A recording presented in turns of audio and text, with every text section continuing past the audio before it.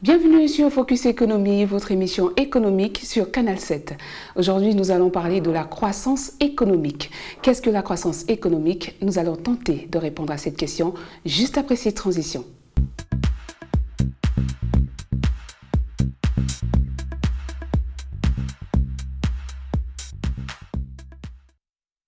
Alors, la croissance économique désigne la variation positive de la production de biens et de services dans une économie sur une période donnée, généralement une période longue.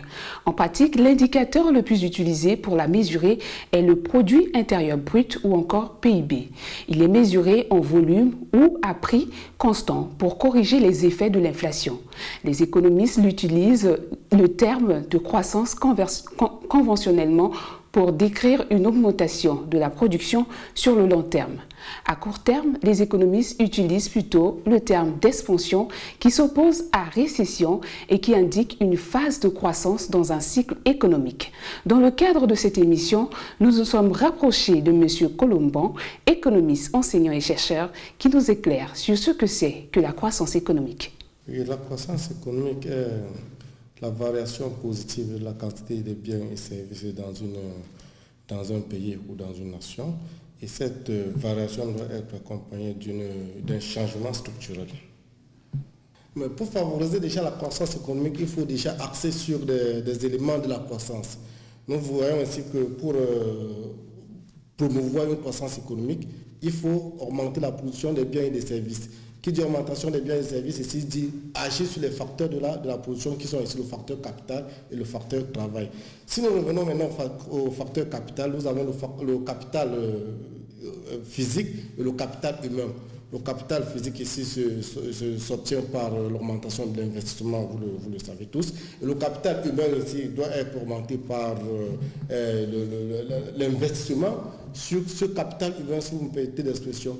Investir sur le capital humain, comme disait Gary Becker, c'est faire quoi? C'est essayer d'augmenter la productivité du capital humain en investissant sur les soins de santé, en investissant sur l'éducation et sur la formation.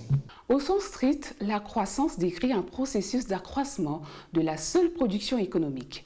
Elle ne renvoie donc pas directement à l'ensemble des mutations économiques et sociales propres à une économie en développement. Ces transformations au sens large sont conventionnellement désignées par le terme de développement économique.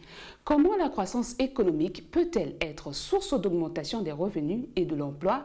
Est-elle toujours bénéfique et durable? La réponse avec M. Colomban. La croissance économique dit augmentation de la quantité de biens et services. L'économiste Arthur Okun a démontré dans les années 1976 que la croissance économique, ou alors que le taux de croissance était négativement corrélé avec le taux de chômage. Cela veut tout simplement dire que lorsque le taux de croissance est élevé, le chômage baisse. Donc, ce qui m'amène à conclure que la croissance économique entraîne une baisse du chômage ou alors augmente les emplois. Parler de la croissance économique durable renverrait ici à une croissance soutenue. Bon, ce qui m'amène directement à aborder la croissance économique selon l'économiste Rostow, qui disait que pour atteindre une croissance soutenue, il faut passer automatiquement par 5 étapes qui sont la société traditionnelle, les conditions préalables au démarrage effectif, la marche vers la maturité et la consommation de masse. Et la croissance économique ne peut être considérée comme durable que si l'on est passé d'une phase à l'autre, qu'on ne fasse plus un chemin retour. Et là, lorsqu'on atteint la consommation de masse, consommation, période de la croissance économique, où en termes de nutrition, en termes de tenue vestimentaire, d'habillement, j'allais dire, et en termes de santé, le surplus de la croissance économique peut maintenant servir à la consommation des biens de luxe. Si le PIB, qui est le produit intérieur brut d'une nation, augmente régulièrement sur une longue période, on parle de croissance économique. Cette croissance est réelle si le PIB augmente plus rapidement que la population. En effet, la population évolue dans le temps et il faut tenir compte de ce phénomène lorsqu'on analyse la croissance d'une nation. La croissance est caractérisée non seulement par une augmentation de la population globale d'un pays, mais elle est aussi caractérisée par des changements techniques techniques, économiques et sociaux, par exemple la naissance de nouveaux secteurs d'activité qui prennent la place d'autres secteurs en disparition, par exemple secteur agricole en déclin et augmentation des activités du tertiaire, pour n'en citer que cela. Voilà, c'est la fin de cette émission. Merci de nous avoir suivis et disons à très bientôt pour un nouveau numéro de votre émission Focus Économie. Au revoir.